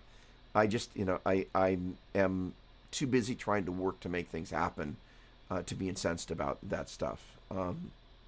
But that doesn't mean that I'm not unaware of it. It's just kind of like, Spotify is so important to what I'm doing right now that it's just like, if I didn't have it as a vehicle, um, because Apple Music, you have no idea how many streams somebody's got. Literally, there's no way to tell other than their charts, and who knows, kind of how all of that works. So, in any case, Artie, good morning. How are you, my friend? Pleasure. I love that photo. Look at that. Nick, hello. Long time no see. Speaking of the John Petrucci camp, and I love that guitar. For me, that guitar has completely left me floored. Was the Gretsch White Falcon. Great guitar, right? I mean, just So again, they dared to dreams like, well, okay, we make Gretsches. We don't make Gibsons. We don't make Fenders. Gosh darn it. When are you going to get a Mark IV? I think the Mark IV is more tones than any other one. Okay, working on it, but right now we're working on finishing albums and marketing. So I don't think a Mark IV is in my immediate future, but just give me a little bit of time. The Mark IV and the Mark V calls have been duly noted, so thank you for that. We spoke a lot with Jeff in Europe, and now he tells me... he tells me it's about talent anymore. Now it's in other types of things. I don't totally know if I got that. We spoke a lot with Jeff. He's in Europe now. He tells me it's about talent. It's about talent anymore now. It's other types of things. I think. First of all, Eric, good morning. Always a pleasure, my friend. I think if I'm getting you right, first of all. And we'll see once we kind of get these new albums out there. This first single that we dropped it was a re-release of the first album. Actually, did really well. It's gotten like 8,000 streams or something, which for an album I did 30 years ago that never appeared on Spotify was shockingly good. Got like 2,000 streams in the first 24 hours. The second single, for whatever reason, for all intents and purposes, bombed.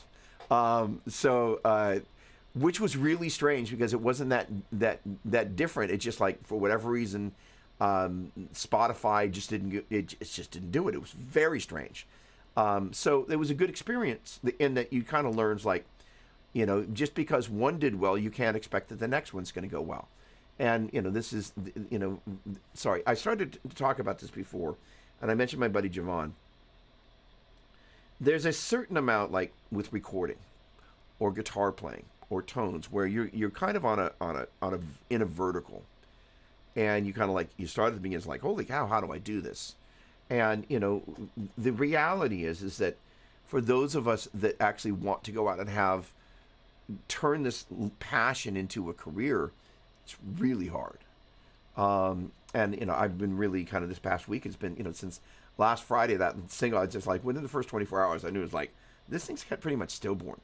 And it's a song that actually I thought was actually going to do as well as the first one, but you just kind of go, there you go. But it made me really realize how much, if you really want to do this thing, you've got to persevere, and it's not cut for everybody to go through the decades of rejection and band members and separate from my own shortcomings and addiction issues, band members not showing up, band members stealing the gig money to buy drugs with, you're just like, really? Must you? And you just kind of look at all the crappy stuff in the rearview mirror and you kind of go, oh, I'm still doing it. And, most of this stuff would cause any sane human being to kind of go, it's cool. I'll leave that to the stupid people. But it's a thing. And so, the great thing is that for those of you who are like, hey, you know what? I love playing music, but I don't feel the overwhelming need to go out and bash my head against the world. More power to you. I feel you. For those of you that are like, hey, I do my thing, and I YouTube is or wherever it is that you're putting out your music is where you want to be. I applaud that, because the sort of drama that I go through on a daily basis is it's not good for your average human being. So that is to say, I applaud whatever it is that you're doing, however it is you're doing it. If you're a professional that you play guitar because you love to, or it's been a childhood thing that you still have that passion, in many ways you're a lot luckier than I am. So the goal here is to find these different verticals that we get a chance to share and commiserate on. The recording for newbies, I'm so excited about that, because the things that I do without thinking about when I, pull up a thing and start, tracking guitars and double tracking stuff and build a quick little jam.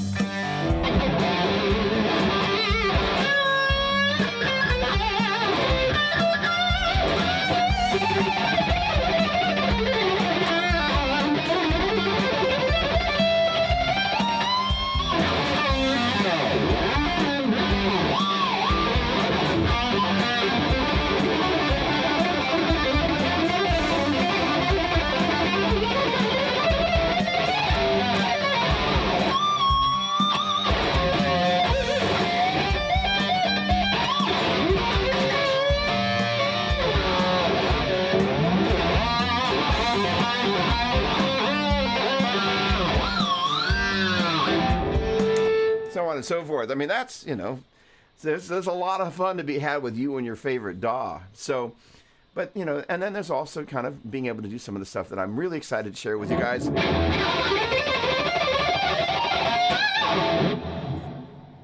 That's coming, Dancing with the Devil. Come on.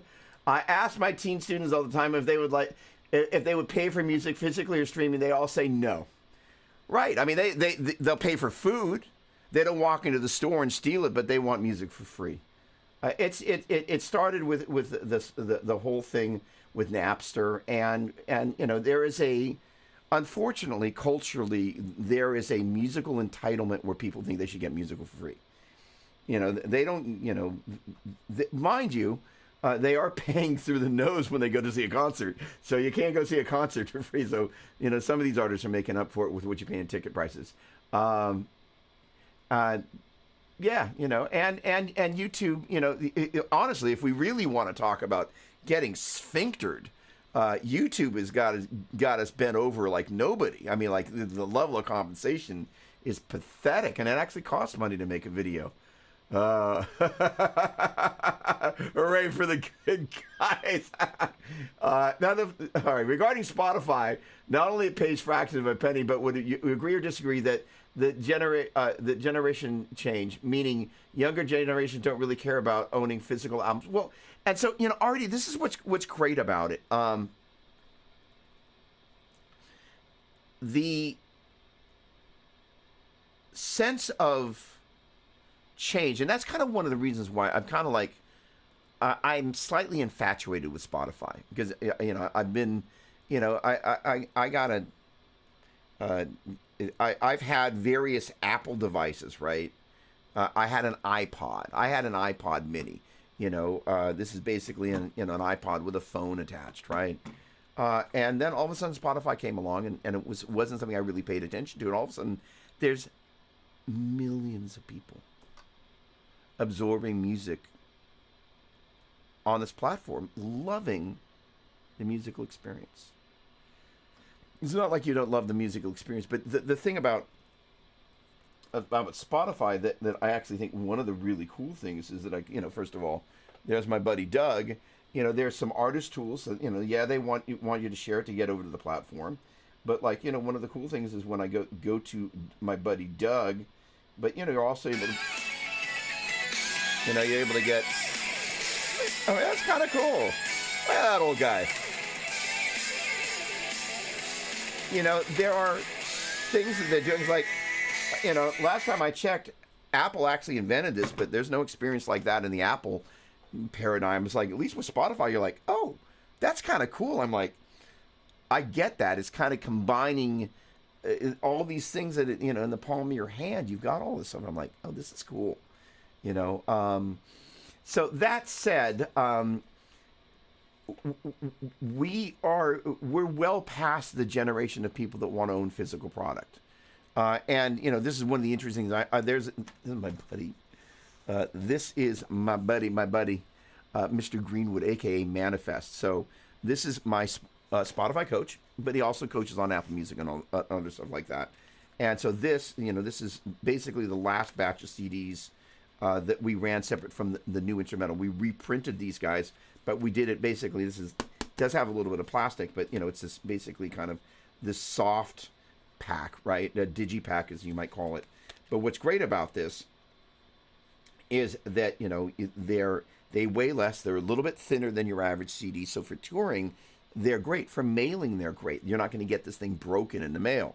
So part of this thing is that there is a generation of people like Chris Alexander, myself. Where's my Mike Dawes CD? I haven't opened it yet, but Mike Dawes at the John Petrucci camp, he was selling merch, and I was like, I'll support this guy. So one of the great things about this is that you're absolutely correct. We're now faced with a generation of people that if they can't stream it, they're not interested, and I'm okay with that because they don't have CD players. My version of that, I had a company. Sorry, I had to crack the neck there. So it wasn't a company. I was going to do a DVD series called Get Killer Tone Effects, and there was going to be effects, amps, speakers, and cabinets, guitars, and right in the middle of the production of that, Apple stopped including DVD drives on their computers. They're like, we're done. So technology changes around us, and we just kind of have to go, got it. It's changing, and you just go, that moment of time, just in the same way that the 45 as we knew it, it's a Frisbee, right? A CD is now, it's a, put it on the table so you don't get rings on the table, right? And you're kind of being okay with kind of going, hey, you know what, the change is good, because if part of that is understanding that the things that we've benefited from were a result of change. And if we don't learn to kind of adapt to change, we will end up being an artifact by the side of the road, petrified wood, instead of kind of going, how do we figure out how to make it work in this thing? I like a bit of a challenge, but you're very correct. Now, that's the thing, is that I will say, physical albums, no, but shirts, that's another place that you can begin to quote unquote monetize your audience. And the thing is that people, first of all, when they fall in love with a brand, they're happy to wear it. They're proud to wear your brand, and they're excited because they get a chance to be part of something in a way that honestly a CD doesn't. And for those of us that are old enough to remember when Led Zeppelin was the most popular T-shirt out there, and we're talking 76 through 78 or 79, that Led Zeppelin T-shirt was the shirt that showed that you were part of the Led Zeppelin tribe. They sold a gazillion T-shirts, and they were the brand of brands. It was, I'm a Led Zeppelin fan, or I'm a rock and roll fan, but this is the way I show that. And I think what's neat is that part of the thing hasn't died, and I'm really happy about that. So the other thing is vinyl. This is really interesting. So pretty much everybody at the Corey Wong camp had vinyl, which is fascinating. So, there are those of us that are old enough to remember brands like Gerard, it's just so funny to think about how that evolution has changed. There's a song that's on the upcoming album that's got Joe Satriani on it, and I'm working with a graphic designer, and kind of part of it, there's this animation thing. I can tell this part because it's fine. So it goes from a spinning record into the world, and so it's going to be really cool. So the idea of it starts with the hand putting the stylus on the actual into the groove there. And so there is an affection with vinyl that does not seem to be going away, which I love. So it's an interesting thing. First of all, I love YouTube, but in terms of monetization, it's just like they're there for the Google, and I'm not anti-Google either. It's just like, but they're Sergey Brin, I think is his name, right, and his buddy. They're making bazillions of dollars. It's like I don't see any checks showing up from YouTube.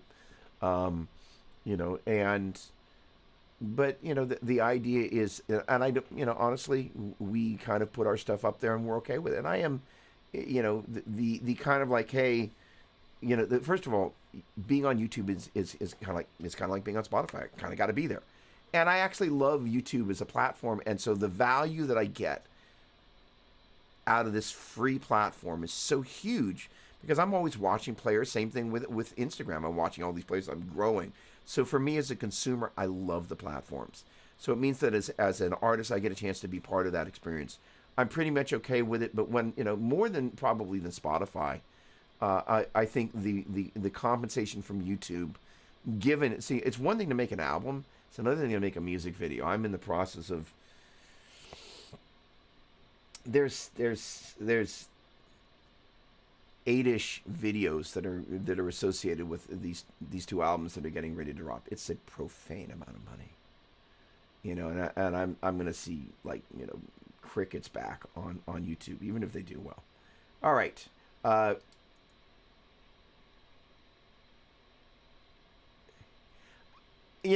So I'm gonna gently challenge that. I think people fall in love with their favorite artist. And then the rest of it is just kind of like fast food. But I think people do have a favorite artist, regardless of age. But I could be wrong. Uh, uh, uh,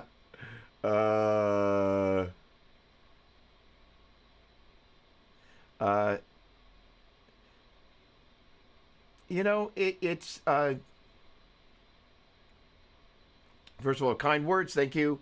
So for those of you that couldn't see that, because if you're on a mobile device, you're a monster, a guitar in hand. Thank you very much. The sacrifice to have this level, the dedication, the patience. It's tough. I saw that. I made the same. It sucks. So right back at you.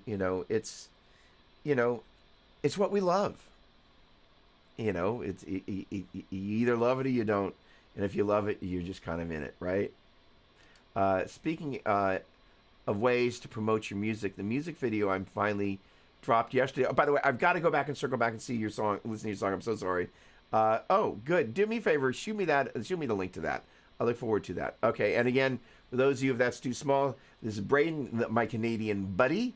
The music video I'm in finally dropped yesterday on YouTube. Chris Anders. That's Kris Anders, Anders.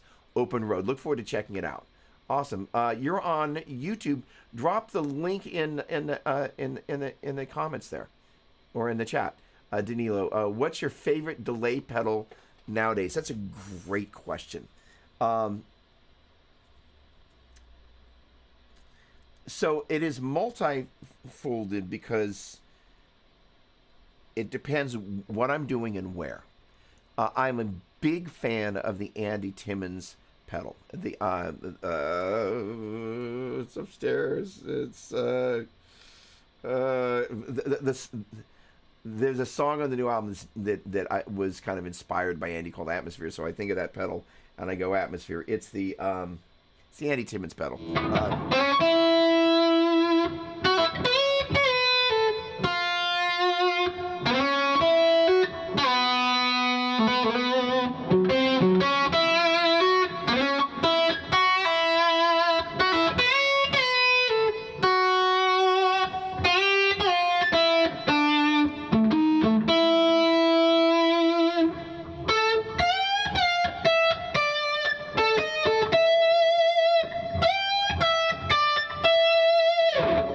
Halo pedal. Halo is a great kind of delay with this kind of strange modulation, reverby kind of vibe. Great pedal. I'm also a big fan. I rebought it recently. The Strymon Timeline. Phenomenal pedal. In many ways, Andy had been kind of cooking up his Halo tone with various gear. Originally, there was a pair of Electro Harmonix Deluxe Memory Men, and then some reverb, and then he moved over to the Strymon stuff, and then finally they kind of baked all that into a single pedal that Keeley did. It's a great pedal. Love that pedal. I, again, love the Timeline. It is a phenomenal sounding pedal with a huge range of features. I also like the Strymon El Capistan. I'm a big fan of the vintage Echoplex vibe, and I think they did a great job with that pedal. I am also a fan of any of the Universal Audio. They have a delay pedal called the Starlight, and the delay I'm using here, so I'm using just a little bit of delay and reverb on the amp. Hang on, let me just demonstrate. Less soup.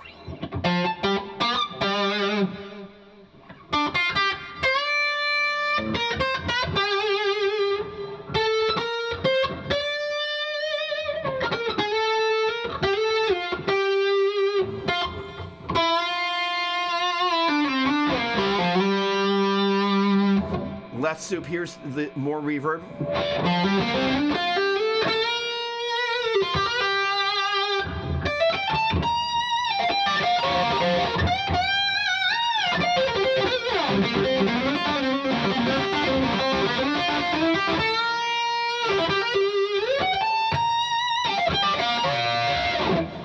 Gonna kill the extra reverb. Here's more delay.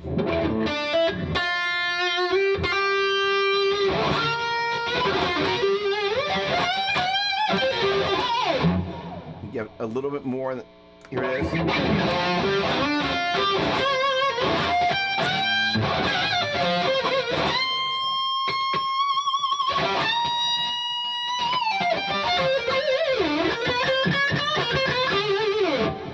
You turn it off.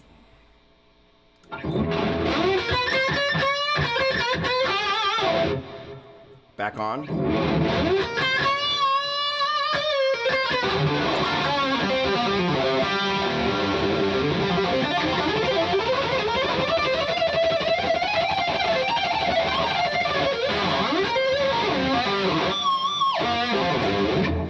So that right there is kind of my favorite, honestly, my favorite delay in the world. It's a Cooper Time Cube. It's a plugin from Universal Audio that's available in their Starlight delay, which is a slightly expensive, slightly big, non-MIDI, 400 milliamp requiring pedal. A lot of things about the pedal that honestly I wish were different, but it's got my favorite delay in the world. That I don't remember whether it comes stock in there or if you register the pedal, you can then push it from the app to the pedal. But the great thing is,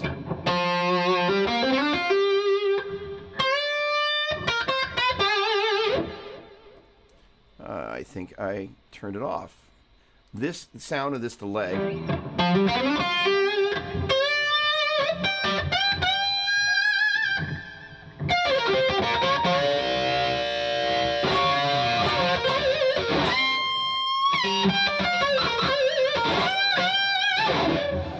is kind of the sound when I think of delay. That's kind of the perfect sound. It's got the ability to adjust the lows and the highs. It's a stereo delay. Generally, I kind of go for a dotted eighth and on one side and a quarter on the other. Traditionally, I will go for the same thing inside my Axe effects, and I'm usually going for the idea of it's kind of there, but it's kind of not there. But that particular delay for me just kind of sits really well with the way I have a tendency to attack. I love the fact that it's stereo, so the guitar is in the center, but you're kind of cloaking it, if you will, in delay. So yeah. Great question. You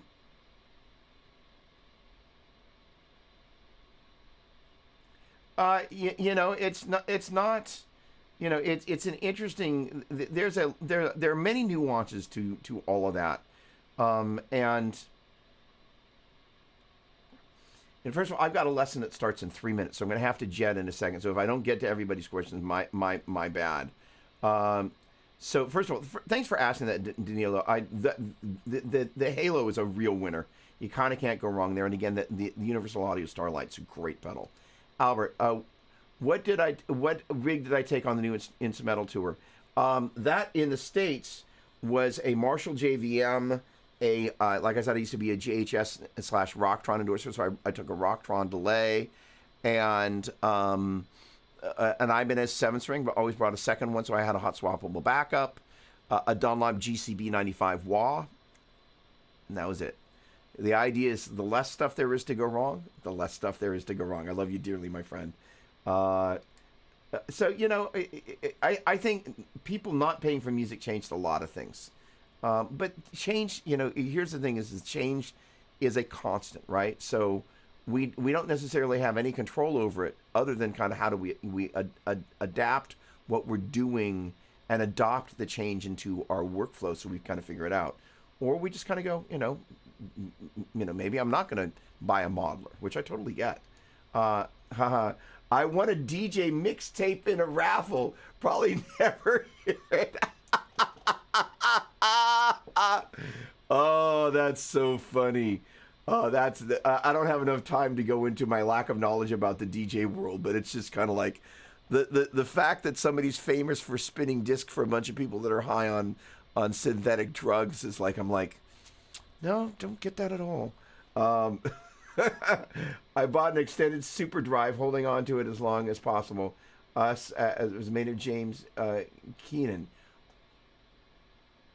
An external super drive. Oh, okay. Got it. Austin Maynard James Keenan. I must have missed something. Extended super drive. No, missing something. All right. This format MP3, MP4 is the hell guitars didn't rings.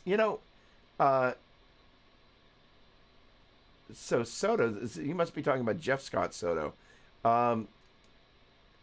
This format MP3, MP4 is hell. The guitars. I tell you, the thing that really suffers, I think actually guitars actually did pretty well. What really suffers is cymbals. If you were a drummer, and it's better now that we're kind of past the MP3 age, but cymbals were just destroyed. All the time you spent getting your overheads right, and doing all that, it just destroyed it.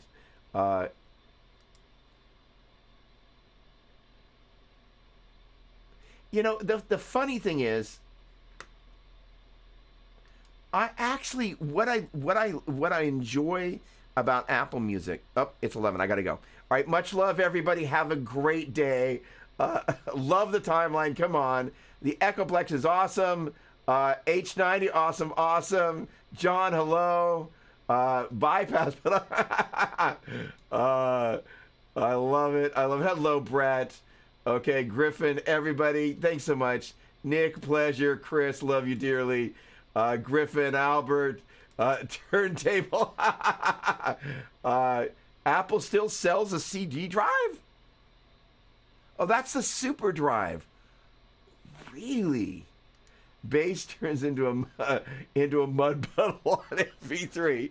Well, all right, I got to go. So the funny thing is that the other thing's really hard in terms of bass is making bass sound great on a YouTube video, because in days past we all didn't have our high-end speakers connected to our computers, so it was a real thing. All right, much love, you guys. I'll see you next week. Thanks again. Always a pleasure. You are the best.